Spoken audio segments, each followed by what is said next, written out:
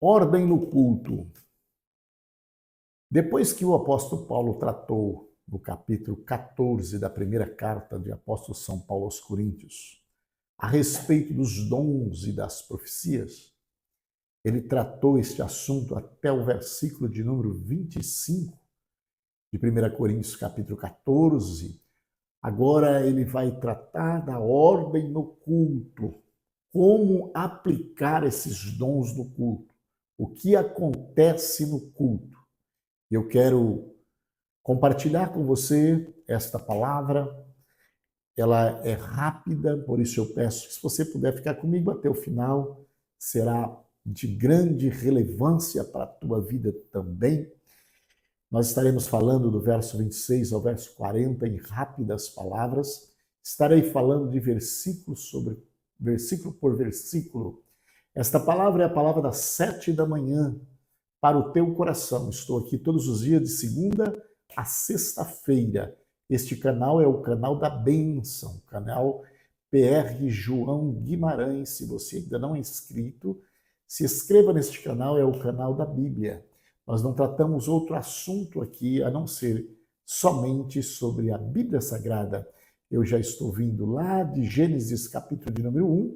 Hoje, porém, já estou em primeira carta do apóstolo São Paulo aos Coríntios. Nós estamos indo rumo ao Apocalipse, todos os dias falando um pouco da palavra de Deus. Gostaria muito que você participasse comigo, fizesse parte deste evento ou desta programação tão maravilhosas. Aqui eu passo cerca de 10 a 15 minutos no máximo falando do amor de Deus toda a manhã.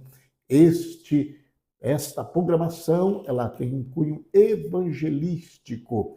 Por isso nós queremos louvar a Deus pela vida dos nossos irmãos que nos acompanham, de outros países também, tal como Angola, África do Sul. Que Deus abençoe você dos Estados Unidos, Portugal, Itália.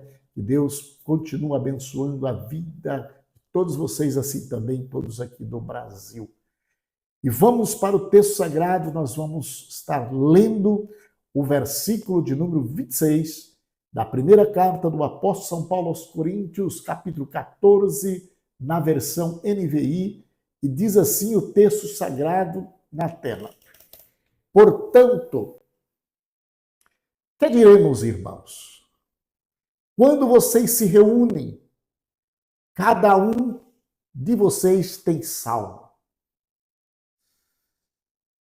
ou uma canção, ou hino, que Cristo seja o centro desta canção. É um louvor cristocêntrico, cada um que reúne para esta finalidade.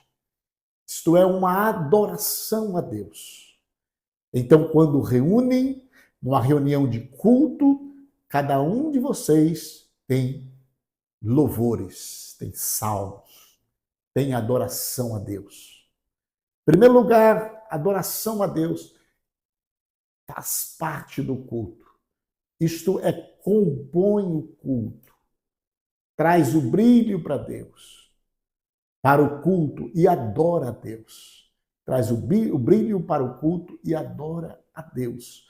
O cântico trabalha no nosso intelecto. O canto, ele visita a sede dos nossos sentimentos. Ele é uma preparação para receber o que Deus tem para aquele culto nas nossas vidas. Então, você entra com a adoração, com o louvor cristocêntrico, traz em nós um quebrantamento. É como se fosse uma abertura para a palavra de Deus chegar. Segundo, ou uma palavra de instrução. Aqui é uma palavra de ensinamento, uma palavra didática, uma palavra de ensinamento para os nossos corações. Qual é a finalidade desta palavra de instrução? É para nos alicerçarmos, para nos fortalecermos, para nós estarmos preparados contra os ataques, as investidas de outros pensamentos, de outros ventos de doutrina. Nós precisamos estar alicerçado no ensinamento da palavra. Nós precisamos estar arraigado no ensinamento da palavra. O outro tem uma revelação. A revelação aqui é a palavra pregada.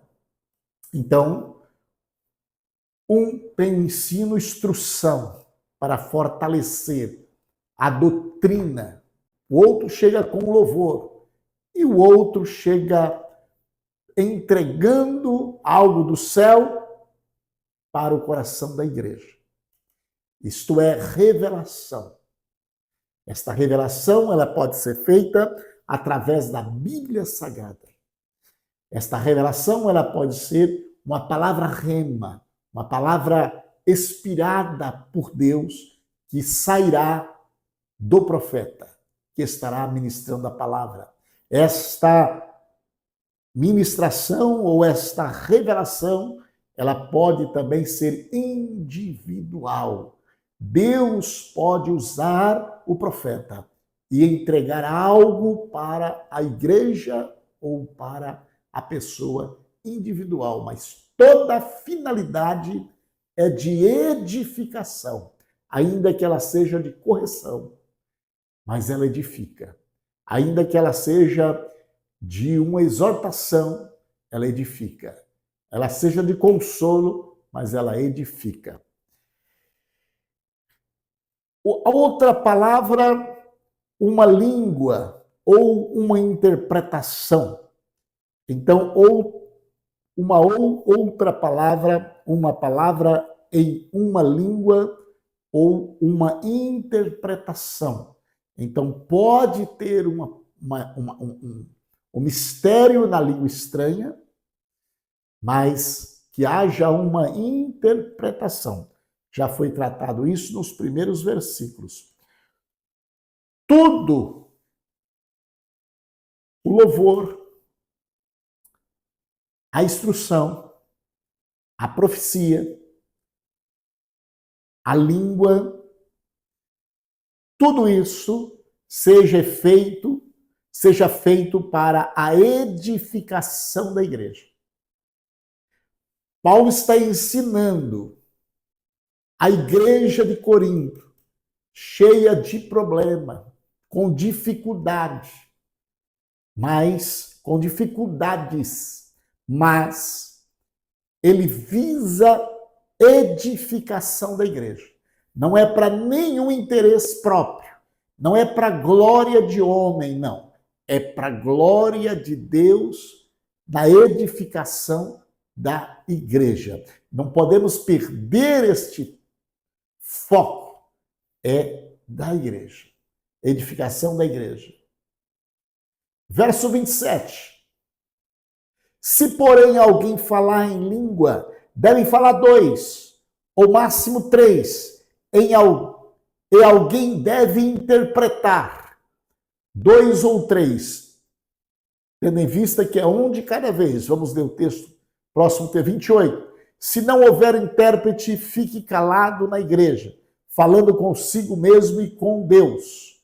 Então a língua pode ser falada, uma língua estranha, desde que seja interpretada, para não trazer confusão, porque a igreja é a igreja de paz.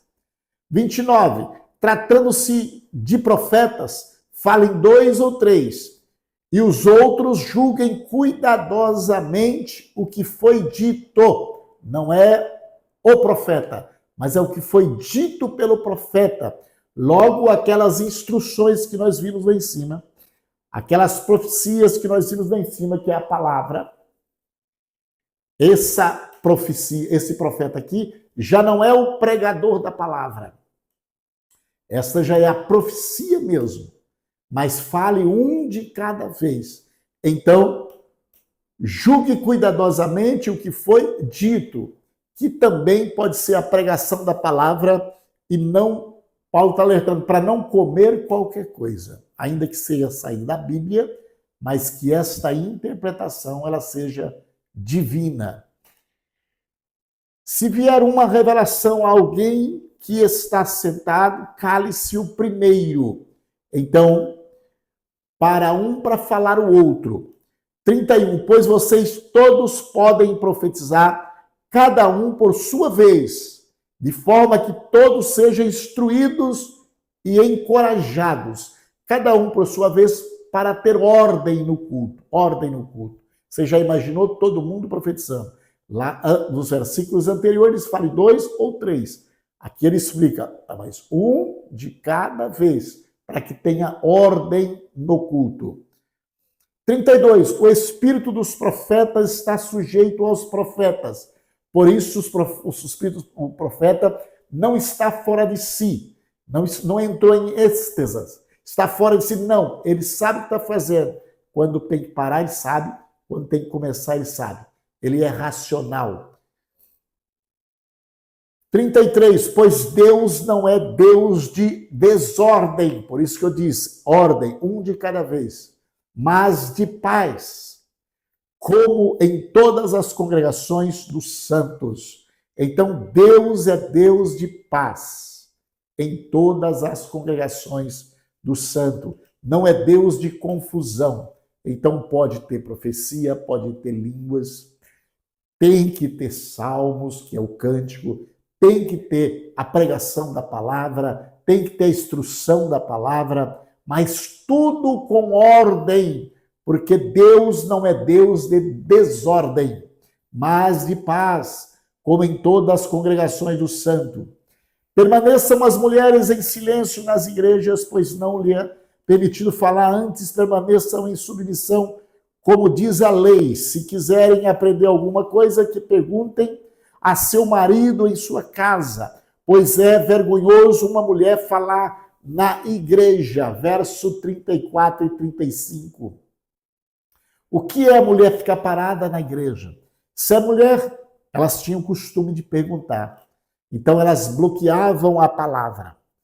E sobre o que você falou, e começa a perguntar, tipo uma escola dominical. Então no culto não pode. As mulheres falavam demais. Então Paulo recebeu uma informação que as mulheres atrapalhavam os cultos, porque ficava perguntando. Então as mulheres que têm os seus maridos crentes, chegam em casa, pergunta com ele, para ele, tira as dúvidas deles. Logo, Paulo está dizendo, o seu marido tem que ter entendimento para poder responder para estas mulheres. 36. Acaso a palavra de Deus originou-se entre vocês?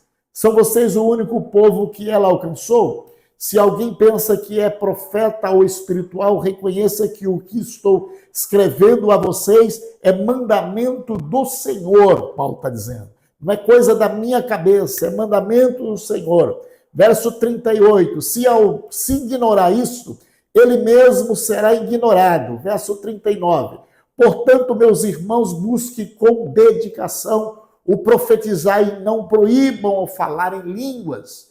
Mas tudo deve ser feito com ordem e decência. Então, Paulo não proíbe a língua estranha, Paulo não proíbe a profecia, Paulo não proíbe o cântico espiritual, Paulo não proíbe a instrução da palavra, que é o serviço do mestre, Paulo não proíbe a pregação da palavra. Paulo só está proibindo o que é desordem para o culto. Ele está dizendo, nosso Deus não é Deus de desordem, mas de paz. Então, tudo que será feito, seja feito para edificação da igreja e não para trazer confusão. E ele fecha o capítulo 14 de 1ª carta aos Coríntios, dizendo, no verso 40, mas tudo deve ser feito com decência e ordem. Logo, ele não proíbe, mas ele diz, pode fazer tudo, mas com decência e ordem. Esta é a palavra das 7 da manhã para o teu coração. O Estaremos orando por você. Querido Deus e bondoso Pai, nós te damos graça, te louvamos, porque tu és bom e a tua bondade é de geração para geração. Tua misericórdia não tem fim. Portanto, Deus amado, nos dá instrução a cada dia para que nós possamos, Senhor da glória, cultuar de uma forma maravilhosa, com ordem e decência, como acaba de ensinar a tua palavra. Em nome de Jesus.